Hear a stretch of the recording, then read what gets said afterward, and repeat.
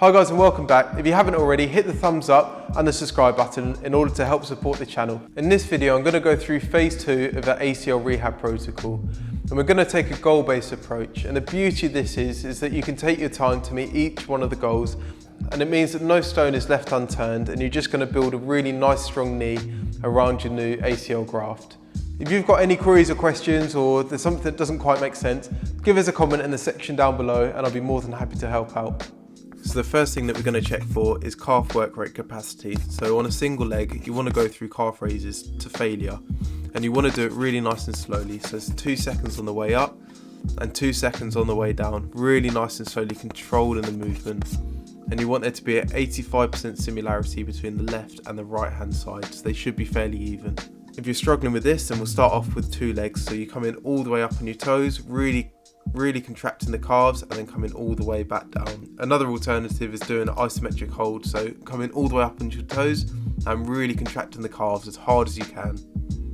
Hold this for 30 to 60 seconds. As soon as you nailed this, we're just going to go for a 2-to-1 calf raise. You're coming up onto 2 legs and then you're transferring over onto 1 leg and really slowly coming down. Again, you want to repeat this through 8 to 10 times, really nice and slowly, and you're just building up the eccentric tolerance of the bad leg. The next objective test is a side bridge. So you want to place 1 leg directly in front of the other, hit the timer and lift the hips as high as you can. And essentially you want to hold this position for as long as you possibly can. And you want there to be an 85% similarity between the left and the right side. And there's a minimum holding requirement of 30 seconds. So you want to progress through the following exercises until you meet both of these markers. So the first one is just going through this position for repetitions. So you should really feel the glute on the side squeeze in as you move up to the top of this position. And you should also feel your obliques and your core muscles really working to brace and support you. Next, we're going to go through a hip hinge in order to work the glute med. So you just want to drop the hip down on one side and then really squeeze the glute in order to lift you up. And this is really good to help with the functional alignment test that we did in the previous series. So repeat this through 8 to 10 times, really squeezing at the top of the movement. With this one, we're going to use a barbell, but you can always use a broom with a bucket at the end of it. And essentially you want to hold it to the side and then walk really nice and slowly, focusing on single leg balance as you're sweeping the other leg through. And this is a really good way to engage your core and also your glutes as well, as you're really balancing and stabilizing on the single leg. And this is a really good way of retraining your gait as well, i.e. your ability to walk, as this is a really good predictor for functional ability later on. So the next objective measure is a single leg press, and essentially you want to slot it in at the maximum weight that you can press with a single leg. The real goal is to be able to get 1.5 times your body weight, as this is how much you're having to load on your legs if you're doing a vertical jump and land. In order to build the strength for your 1 rep max, we're just going to work within a strength rep range, which is 5 repetitions. So really nice and slowly, controlling the weight, starting at 90 degrees and pushing it completely straight, and repeating this through for 5 nice, slow and controlled repetitions. If you haven't got access to a leg press at the moment, that's not an issue. The next few exercises require body weight alone. So first of all, we're going to do a sit to stand with 2 legs, so really nice and slowly controlling the body weight down, and then stand up and really contract the glutes and your bum at the top of the movement. And again, really slow it down. The slower you do it, the harder you're working and the more muscles you're having to recruit in order to stop you from falling down. To progress, you just want to do it with a split stance. So this makes it slightly harder as you're starting to load a single leg a little bit more. Repeat this through 8 to 10 times. And again, the same principles apply, so it's a lot harder if you take it really nice and slowly. To then progress, you want to lift 1 leg up, so you're then doing a single leg sit to stand. And this is really quite hard when you're doing it nice and slowly. Again, repeat through 8 to 10 times.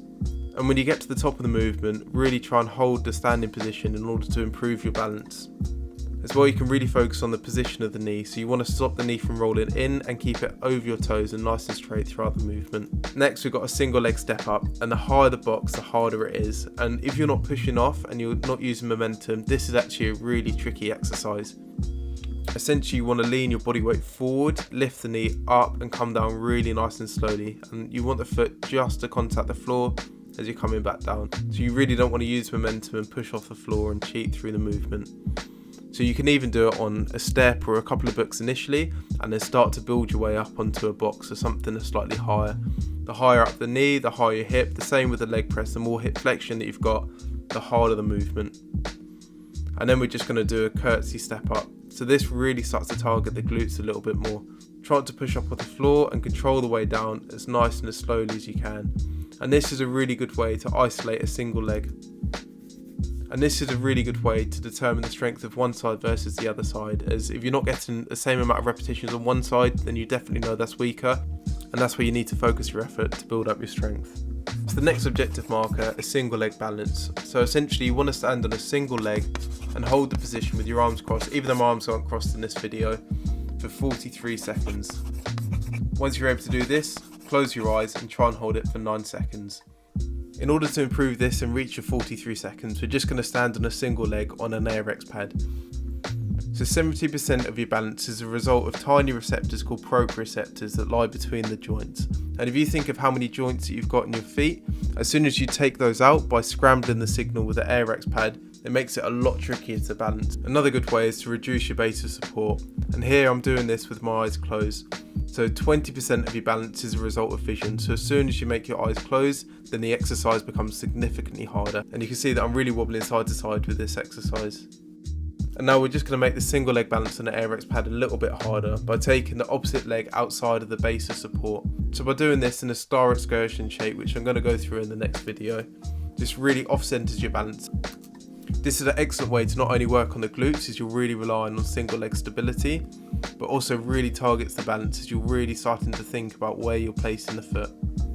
Another really tricky variation is to come onto a single leg and go through single leg calf raises, as you're really reducing your base of support through this movement. But this is really important, as control and balance in a slow static environment is a prerequisite for dynamic activities such as hopping and bounding. You want to repeat this through 10 to 15 times or until you lose balance, and go through for 2 to 3 sets.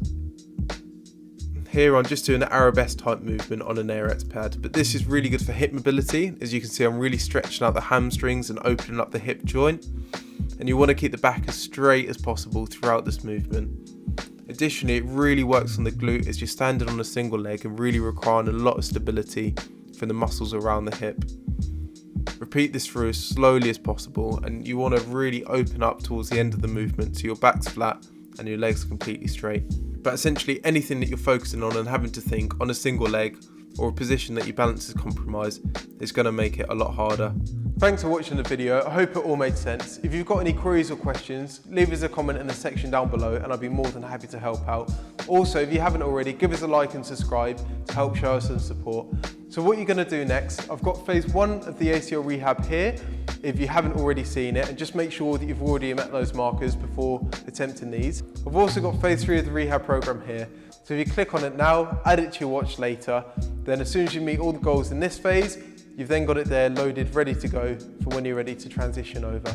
Thanks again for tuning in, and I'll catch you in the next video.